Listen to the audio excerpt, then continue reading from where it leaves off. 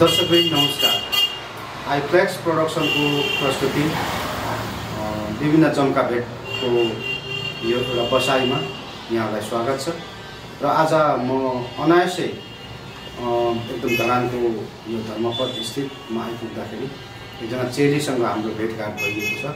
म पनि त्यही धनकुटाको माटोमै हुर्केको र उहाँ पनि धनकुटाकै हुनुहुँदो रहेछ। त्यसैले गर्दाखेरि मलाई पनि यो जम्का भेटमा केही कुराहरू पानीमा जोड्नु भयो यहाँ साथीहरूले। त्यसो भएको हुनाले म पनि उहाँसँग जोड्न चाहन्छु।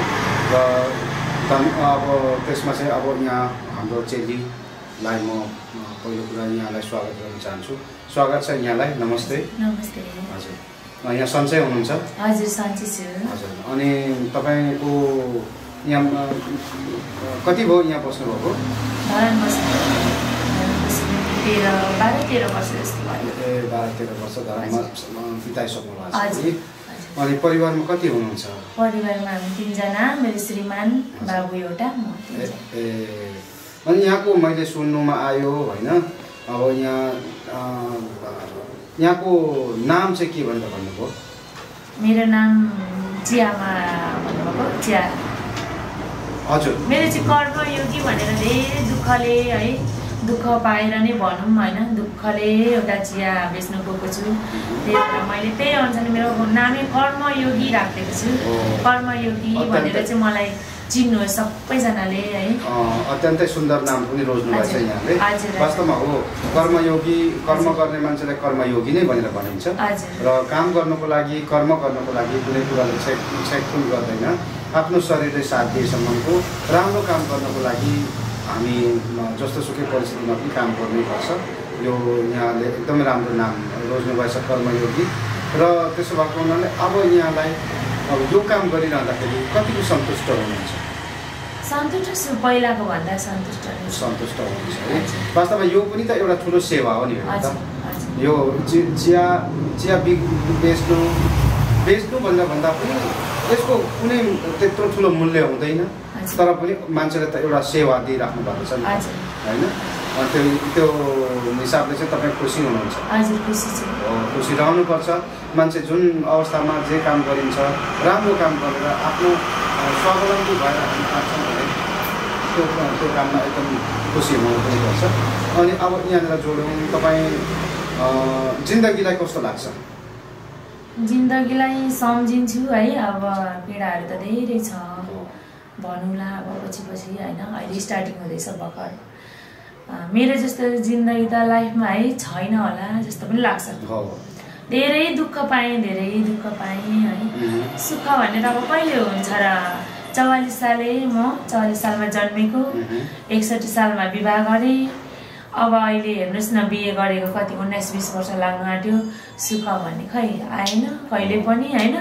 राम्रो लाएर हिँड्ने दिन पनि आएन, राम्रो खाएर हिँड्ने दिन पनि आएन, र राम्रोमा बस्ने दिन पनि आएन। कहिले आउला यो दिन है? अलिअलि उमेर हुन्छ, अब सानो बच्चा थियो, अलि नानी ठुलो भयो, आफू बिरामी भयो। अब अहिले यस्तै छ, हेर्नुहोस् न, सुखको दिन त कहिले हो, कहिले आउनेलाई। अब भनिन्छ नि, मान्छेको सुख त दुःख त एउटा सुख र दुःख भनेर भनेको जिन्दगीको साथी हो भनेर भनिन्छ नि त। अनि त्यो कुरामा पनि तपाईँ कतिको विश्वस्त रहनुहुन्छ? ठिकै हो, त्यो दुइटै कुरा नै उस्तै लाग्छ। उस्तै नै हो होइन। जीवन जगतमा जिउने क्रममा वास्तवमा सुख र दुःख भनेर भनेको तल माथि सुख दुःख मान्छेहरूले, तपाईँले मात्रै होइन, सबैको त्यही नै हुन्छ। त्यसो भएको हुनाले आफ्नो मनलाई बुझाउनु पनि पर्छ होइन त। अनि तपाईँलाई अब नेपाली सङ्गीत क्षेत्रमा कस्तो लाग्छ? गीत कतिको सुन्नुहुन्छ? गीत त म पहिल्यैदेखि त्यति साह्रो अब सुने पनि टाइम पनि हुँदैन। अलिअलि त सुनिन्छ नै। मलाई चाहिँ अब लोकगीतहरू नै प्रायः जस्तो मनपर्छ, नेपाली लोकगीतहरू। हिन्दी गानाहरू त्यति साह्रो मन परेन, नेपाली लोकगीतहरू चाहिँ साह्रै मनपर्छ। नेपाली लोकगीतहरू मन पराउनु? हजुर हजुर। हो, वास्तवमा धनकुटाको माटो तपाईँको घर पनि धनकुटै भन्नुभयो? हजुर, मेरो बुढाको घर धनकुटा। म जन्म लिएको चाहिँ तेह्रथुम। तेह्रथुम। हजुर हजुर। तेह्रथुम तपाईँको माइती घर? हजुर। अनि माइतीमा चाहिँ को हुनुहुन्छ? माइतीमा अहिले मेरो मम्मी हुनुहुन्छ, बाबा हुनुहुन्न, एउटा दाजु एउटा दिदी हुनुहुन्छ। तपाईँ चाहिँ कुन भयो? म कान्छी। भनिन्छ नि त वास्तवमा कि कान्छी कान्छाले नै धेरै दुःख सुख भोगेको हुन्छ नि त होइन माइतमा त अब सानै उमेरमा विवाह गरेर दिनुभयो त्यस्तो धेरै दुःख पनि थाहा पाइएन अहिले त अब ठिकै छ भनौँ न दुःख सुख मान्छे भइसकेपछि अब जसरी नै सल्टाउनै पर्दो रहेछ सहनै पर्नु पर्दो रहेछ हजुर तर एउटा कुरा के छ भन्दाखेरि दुःखले नै सुख पनि निम्त्याउने हो काहीँ कतै सुखले दुःख निम्त्याउनु भन्दा दुःखले सुख निम्त्याएको चाहिँ राम्रो हो होइन तपाईँलाई गीत कतिको गाउनुहुन्छ गीतहरू त अब गाएको छैन यसो अब गुनगुनाउनु त अब एक्लै हुँदाखेरि यसो गुनगुनाइन्छ कहिलेकाहीँ गुनगुनाउनुहुन्छ है कलाकारहरू यस्तो गायकहरू गायिकाहरू को चिन्नुहुन्छ अब यसो त्यही रेखा थापाहरू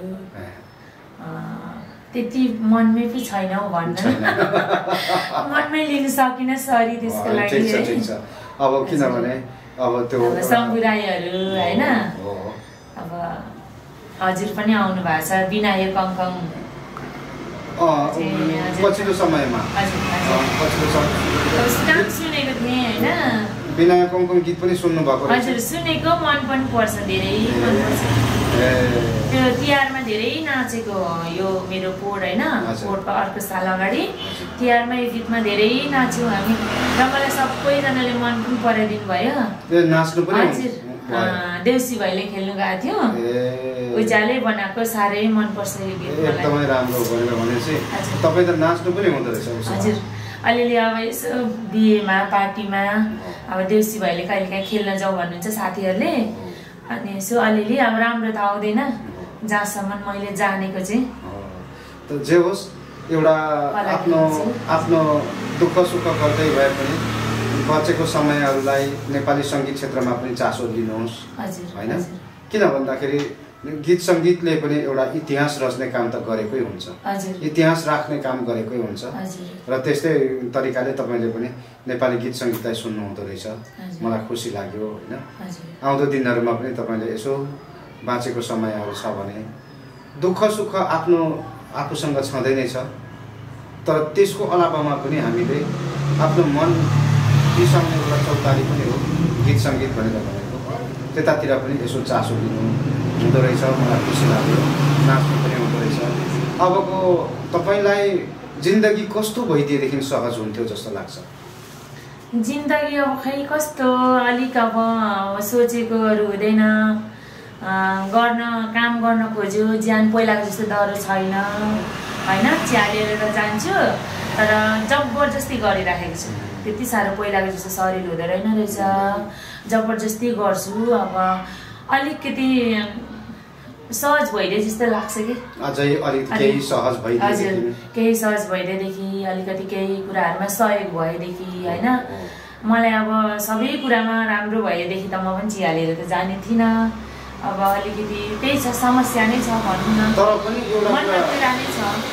एउटा कुरा के हो भने तपाईँले चिया अहिले जुन काम गरिराख्नु भएको छ होइन चिया बेचिराख्नु भएको छ अझै अलिकति सहजीकरण भइदियो भनेदेखि त अझै त्यसलाई व्यवस्थित तरिकाले पनि त अरूलाई धन सेवा मिल्ने थियो नि त होइन यसो खोल्नु कि सटर है अलिक सस्तो भाडामा जस्तो पनि लाग्छ अब अलिअलि कमाउँछु भाडा तिर्नु पर्यो खानु पर्यो हुँदैन ऋण सरकारी त तिर्सकेको छुइनँ अब यो मेरो बिरामी भएको ऋण नभए चाहिँ म आफै पनि खोल्न सक्थेँ बिमारी भएको कारणले चाहिँ अलिक अब यो कमाएर पनि अलिअलि दिनु पनि पर्छ ऋण अर्को ल्याएपछि होइन त्यही भएर चाहिँ मलाई चाहिँ सपना चाहिँ कस्तो लाग्छ नि बिहान उता चिया लिएर जाने दिउँसो अनि सानो यसो पसल चिया कफी नास्ता है खोलेर बस्नु पाए कति हुन्थ्यो होला जस्तो लाग्छ त्यो पनि राम्रो हो एउटा कमसे कम बिजी लाइफ होइन मतलब व्यवस्था के अरे एकदम व्यस्त रहन सकिन्थ्यो होइन अब घरमा बसिरहेको कुराहरू सोचिन्छ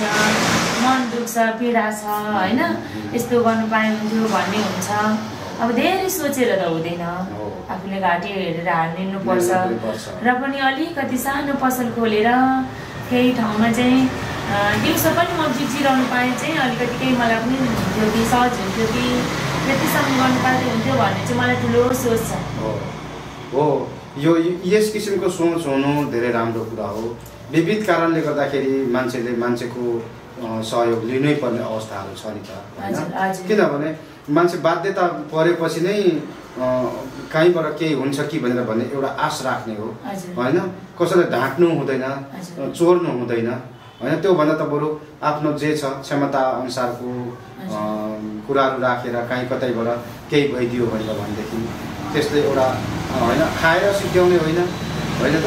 अब केही न केही गरेर अगाडि आफू बाँच्ने, अगाडि बढ्ने हो नि त, बाँच्ने त पर्यो हो। त्यो कुरा, त्यो सोच पनि तपाईँको एकदम राम्रो हो।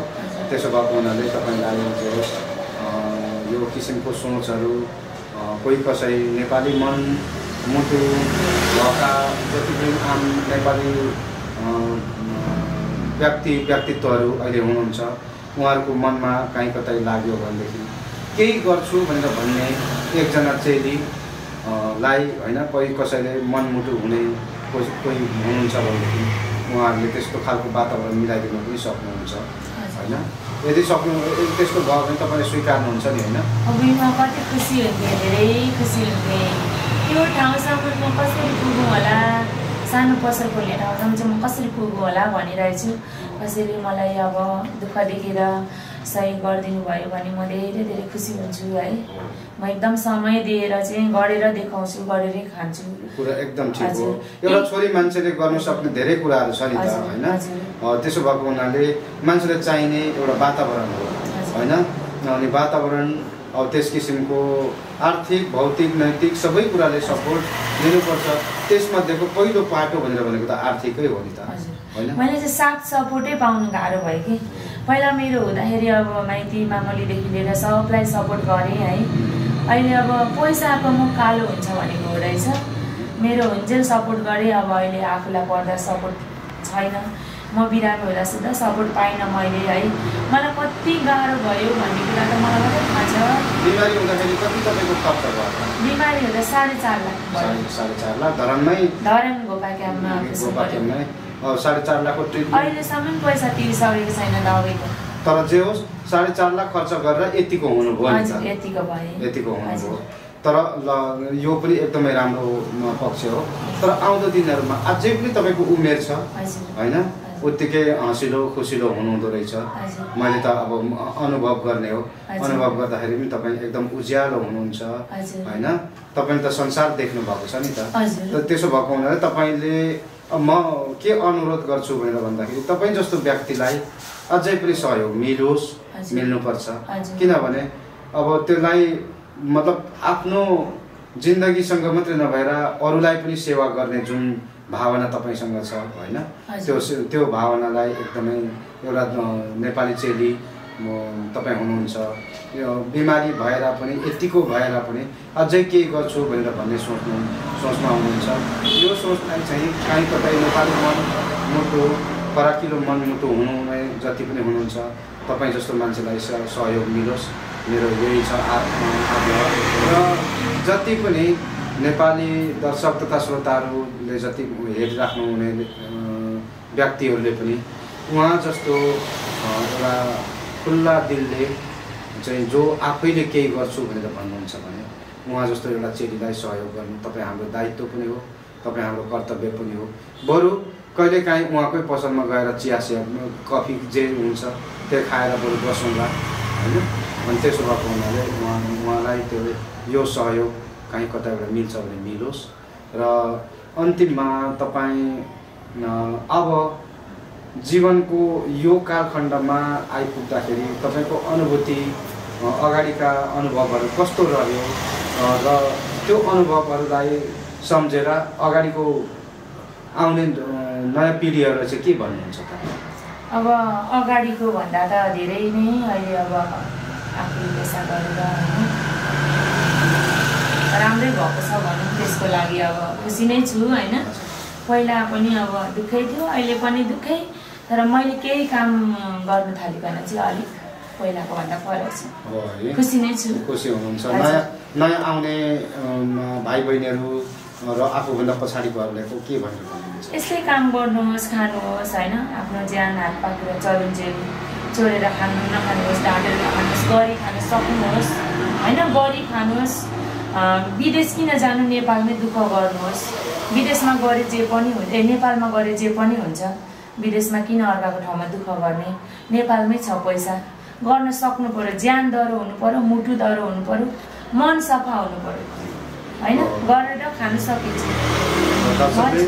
दर्शकवृन्द उहाँको जति काम कर्म गर्नुहुन्छ नाम अनुसारको कर्मयोगी नाम राख्नु भएको छ, नाम अनुसारको उहाँको सोच पनि हामीले सुनिहाल्यौँ र गर्नु सकेको खण्डमा उहाँ आफै त्यत्रो बिमारी भइकन पनि सञ्च भएर अहिले यतिसम्म काम गरिराख्नु भएको छ। आफैले मिहिनेत गरेर बिहान 4 बजे 5 बजे उठेर त्यो चिसो ठाउँमा जानुहुन्छ, चिया बेच्नुहुन्छ। त्यसो भएको हुनाले उहाँ जस्तो एउटा नेपाली चेलीलाई तपाईँ हाम्रो कर्तव्य हो, उहाँ जस्तो नेपाली चेलीलाई चाहिँ साथ सपोर्ट दिनु हाम्रो एउटा कर्तव्य हो। त्यस कारणले म पनि यो पहिलो मेरो भेट रहेको छ। आउँदो दिनहरूमा पनि फेरि तपाईँलाई म भेटिरहनेछु। जहाँसुकै हुनु भए पनि म जहाँसुकै भए पनि तपाईँलाई म सोध्दै खोज्दै फेरि पनि म आउनेछु होइन। अनि अब अहिलेलाई चाहिँ आजलाई चाहिँ यति भन्दै यहाँको एकदमै सफलताको शुभकामना र यहाँको जति पनि रोगलाई चाहिँ पार गरेर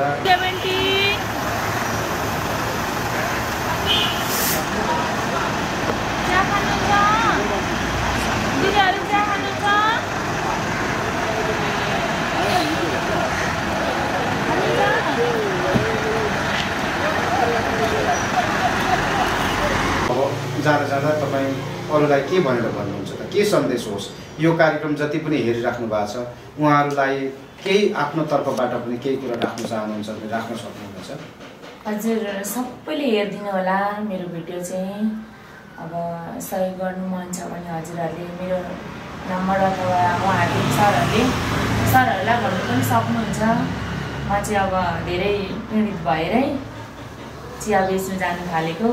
सहयोग गर्नु अब हजुरहरूले होइन, साथ सपोर्ट दिनुहुन्छ भने दिनुभयो भने यो भिडियो हेरेर उहाँहरूलाई भन्दा पनि भयो, अथवा मेरो नम्बर राखिदिनुहुन्छ उहाँहरूले, प्रत्यक्ष डाइरेक्ट पनि कल गर्न सक्नुहुन्छ। म चाहिँ अब धेरै बिरामी भएर नै यति धेरै दुःख गरेको। अब पहिलाभन्दा अहिले दुःख गरे अनुसार खुसी पनि छु र सानो पसल खोल्ने सोचमा छु।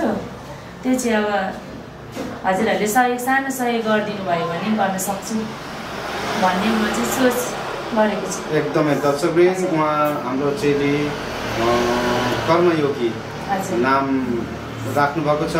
साँच्चैकै कर्मयोगी चेली कर्मयोगी नै भएर अगाडि बढ्न सकेको हामीले पनि देख्न पाऊँ भन्दै आजलाई हामी छुट्टिन्छौँ। आउँदो दिनहरूमा पनि यो च्यानललाई लाइक शेयर सब्सक्राइब गर्न नभुल्नुहोला। यो भिडियोलाई अन्तिमसम्म हेरेर यहाँले सम्पूर्ण आफूमा लागेको प्रतिक्रियाहरू पनि राख्न सक्नुहुनेछ भन्दै आउँदो दिनहरूमा फेरि भेट्ने बाचाका साथ अहिलेलाई छुट्टियौँ। हस्, नमस्ते।